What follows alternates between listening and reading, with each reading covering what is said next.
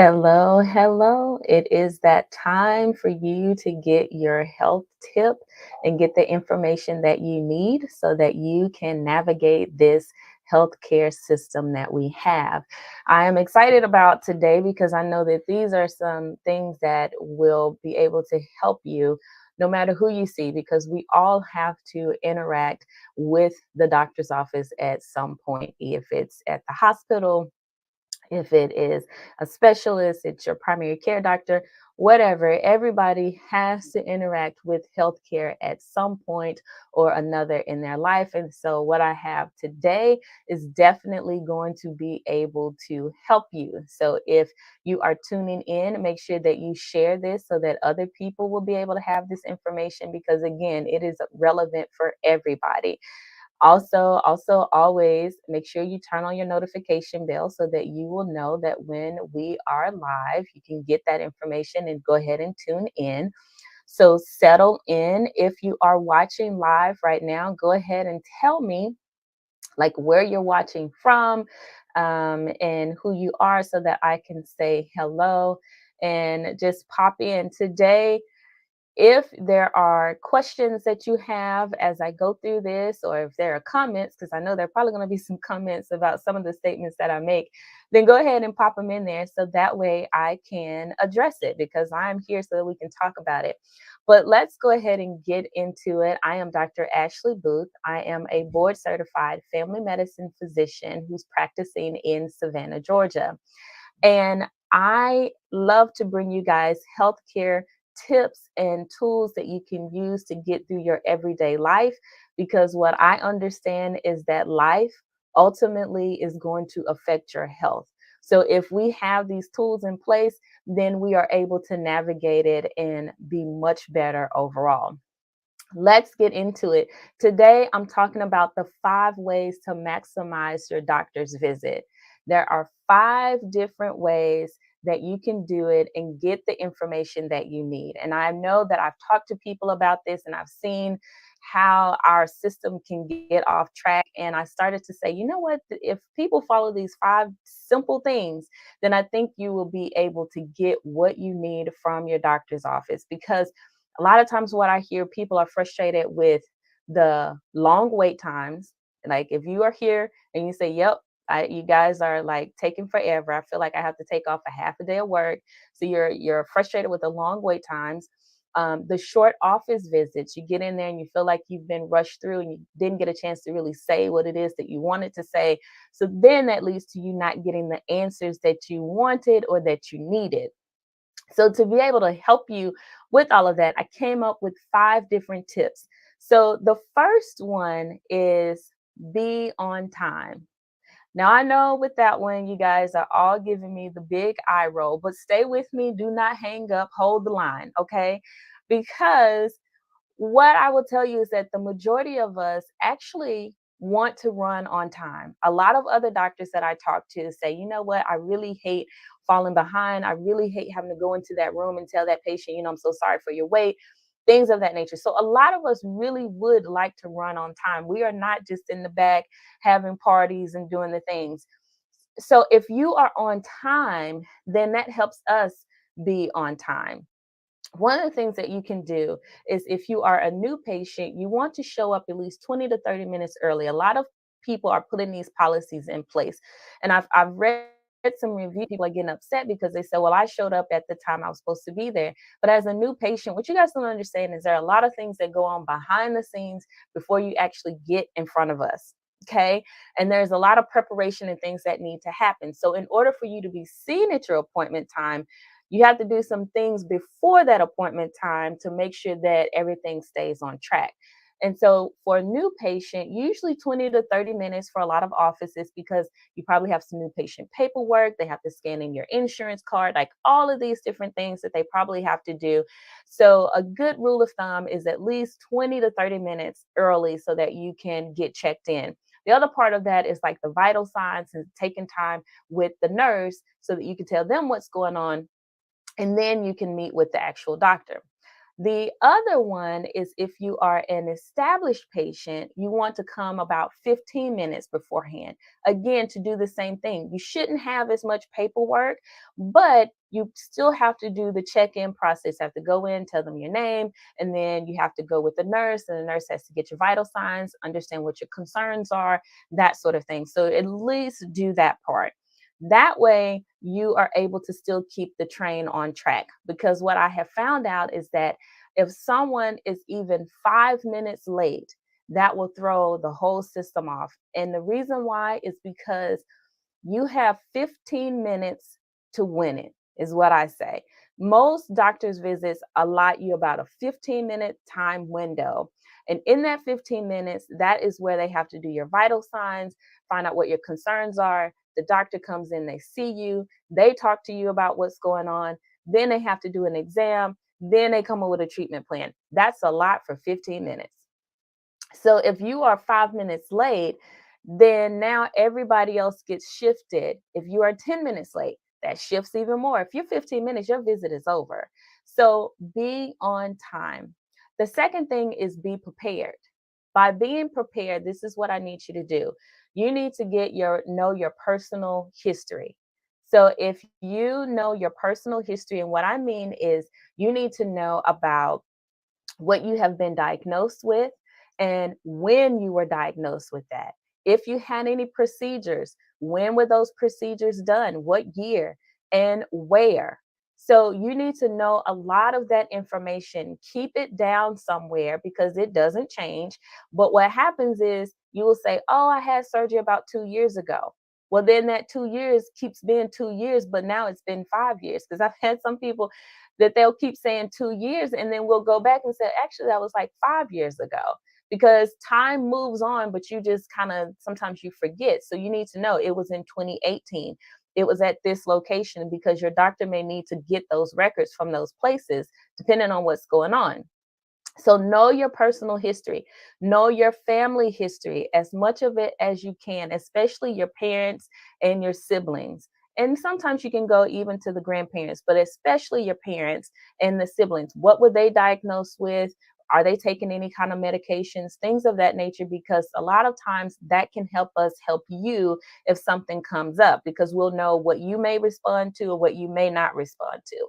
Know your concerns. This may seem like a given, but I've had several people who will come to the office and they will talk and talk and talk. And I'm like, I have no idea kind of what we're supposed to be addressing today, because we'll talk about this and then talk about that. And then so you need to know what that concern is. Is it stomach ache? If it is, then we need to know, when did it start? Do you have any other symptoms with it? When it aches, what happens? Does it happen with other things? And then you need to know what medications you have tried for it, or any kind of interventions. And even if it's over the counter, we need to know. Like if you said, I took a cough and cold medication, there are a ton of cough and cold medications on the counter. We need to know which specific one, because some of those cough and colds have an antihistamine in them, some don't, some have this, they don't have that. Because if you can tell us what you have tried, then that lets me know what I need to try. So even if, because there are medicines that run in the same family. So I'll say, okay, well, they tried this, then I don't even need to try these medicines because that's probably not going to be effective because they didn't respond to that. So know your concerns and know a lot more about the concerns and be specific about that time frame. Again, know when it happened, when it started, a few days ago, a few years ago, something like that. That's not good enough usually. If you can say it started on Saturday, this started in 2018, and if you can pinpoint it like that, what happened in 2018? So give us that information. The third thing, ask questions.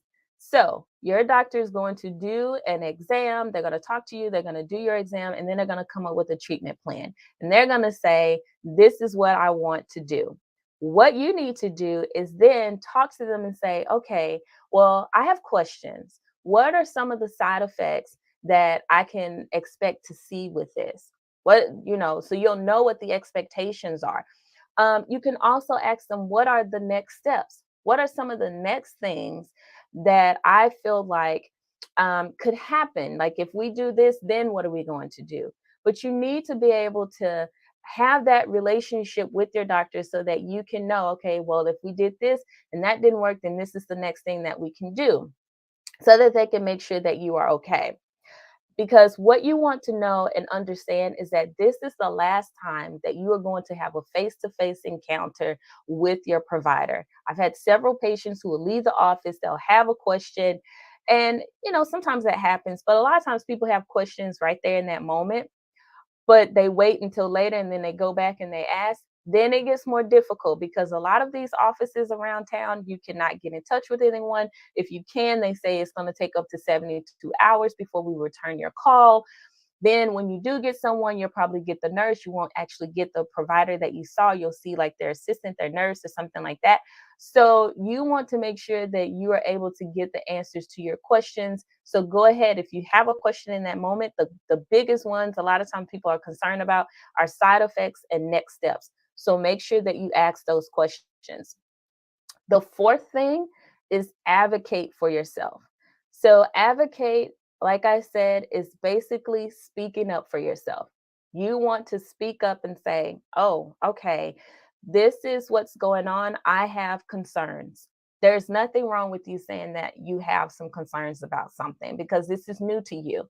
We may see this every day, but for you, it's new. So, to be able to say, I have concerns, that's okay. A lot of times, what I found out is if I'm able to address your concerns and talk to you about what you are concerned about, then I am able to then move forward and I'm able to say, you know what, let's talk about it. And once I address those concerns, a lot of people feel a lot better about the situation and they're more willing to try the treatment plan that we have in place. If there's some major concern, they say, oh, well, my sister had that same procedure and I just don't want to do it because it was a bad outcome. We'll talk about it and see if that makes sense. And then we say, okay, well, then this is our other option. But that's what you want to do. You want to be able to speak up for yourself so that you can get what you need. The last thing, the fifth thing is follow up. A lot of times people fall through the cracks because lack of follow up. So if you go and it's an acute thing, they probably will say follow up as needed. Well, if you start having that issue again, you need to make sure you get on the phone and call them and say, I'm still having this issue. I need to come in and be seen. Okay. If it is a chronic thing, diabetes, high blood pressure, whatever, and you have to take medication on a regular basis for it, when that visit is over, if they say we need to see you back in 3 months, 6 months, whatever that is, when you go up to that checkout counter, that's when you say, they said I need to follow up in 3 months. I want to go ahead and make that appointment now. Because what happens is you forget, we all forget. Life be life and sometimes, right? So we will forget what happened. And next thing you know, it's been 3 months and you haven't made that appointment. And when you call to make the appointment, now they're 3 months out. So now it's another 3 months. Now you're 6 months from where you needed to be. So, what I would suggest is go ahead and make sure that you follow up, because if you follow up, then you'll make sure that you get everything that you need and that you are taken care of. So, make sure that you follow those 5 steps. You are on time, you are prepared, you ask your questions, you advocate for yourself, and then you follow up. So let's say you do all 5 of those things, right? You say, I've done all the things, but I'm still not getting what I need. Like, they still not answering my questions. I still don't feel comfortable with this. In that case, I say it's time to do something different, because if you are doing the same thing and you're getting the same results, but those aren't the results that you want, then it's time to start looking at and say, well, maybe we need to try something else. And for me, I realized that our system is broken and there are a lot of different moving parts that cause some issues in it. And I said, we got to do something different, because I want to see different results in my patients. My patients want different results. They want a different type of health care. So let me see how I can provide it. So we do that. We are on time for our patients. And what I do is I actually tell my patients, I said, listen, come early for me. I am on time for you. So if my patient has a 10 o'clock appointment, I actually want to be walking in the door at 10 o'clock to see them. If they come the 10 minutes early, like we say, especially my established patients, if they come 10 minutes early, then I'm in the door and I'm able to see them by 10 because I respect your time and I understand that your time is your time. So that is something that we do. We also are prepared. So not only do I ask my patients to be prepared and bring the information that I need for them, but I'm prepared for them. So if we talked about something, then I go back and I review the chart and I say, okay, what did we talk about? And what were their concerns? Okay, and then this is my next step. And let me make sure that I follow up on this. And so I'm going through and making sure all the things are done. So then when they come, we sit down, we talk about it so that way I can say, yep, this is what we're going to do, or this is how we're going to change. But it gives me an idea to make sure that I know. I've had a lot of people tell me, I went to somewhere else and they seem like they didn't even know what was going on. They look like they didn't even read the charts, like they didn't even know my history anymore. That can happen, especially if you're seeing a lot of people.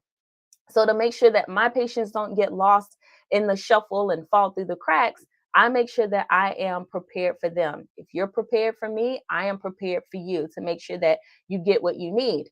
The other thing is advocate. Not only do I teach my patients how to advocate for themselves, so if I say, listen, I'm going to refer you to this person, when I send you over there, make sure you tell them this. Make sure that you ask this. So that way you can get what you need. They're like, oh, okay, I didn't know that. So that way they will know they can speak up for themselves. If they come to me and there's something of a serious concern, I advocate for them myself. I will get on the phone and I will call another provider and I say, hey, listen, this is what's going on. I'm really concerned. Is there a way that you can go ahead and get them in a little sooner rather than later? And they're like, oh, yeah, that is a concern. Let me see what I can do and shuffle some things and see how soon we can get them in. So that way we can make sure things are okay. If they aren't able to get them in, sometimes they'll say, listen, try this and then keep me posted. And in the meantime, I'll do what I can to try to get them in. So making sure that you have someone on your team that can also advocate for you, because that will make a world of difference in your healthcare and what you're going to be able to do and making sure that you are ultimately well. And the other thing that we do is follow up. We are notorious for following up with our patients. Even if it's an acute visit and someone came in with a cough, cold, then a lot of times we are either sending out a text message or a phone call or something to say, hey, we just want to check in on you to make sure that you are okay. Is everything working out okay? I also would tell them, listen, I'm giving you this. If you are not better within a certain time frame, then you need to call me back and let me know, because then the next step is we're going to do this, or I'm going to try blah, blah, blah. But I let them know and keep them in the loop of the treatment plan. So you want to make sure that you have that working relationship with your provider so that you can get what you need. So again, follow my 5 easy steps to get what you need from your provider. If you follow those steps and you don't get them and you don't get what you need, then again, it's probably time to try something different. And just because it's different doesn't mean that you shouldn't do it. It means that maybe it's better. Maybe I'm going to get what I need. At the end of the day, you want to be able to go and get what you need so that you are well. Our office is still accepting new patients and we are doing things differently here. We are excited about the results that we are seeing with our patients because they are saying, man, I did not know that healthcare could be like this. I did not know that people could care about you like this. I did not know that my A1C could go down like this, like, if they have diabetes. I did not know that my blood pressure could do this. I did not know that you guys would answer the phone and actually get back to me. Like, I'm like, really? Like, the people not answering the phones out here? And they're like, no. So you want to make sure that you are getting that. If you are interested, I will be sure to provide the link so that you can review it and follow us. But also, you just want to make sure that you are subscribing to us, that you share this information with other people, because we're always putting out information that we know that can help you navigate this complicated health system. So you want to share it and turn on your notification bell so people will have it so that you'll know when we're putting this information out. But thank you guys so much for watching. And until next time, we will see you soon. Take care.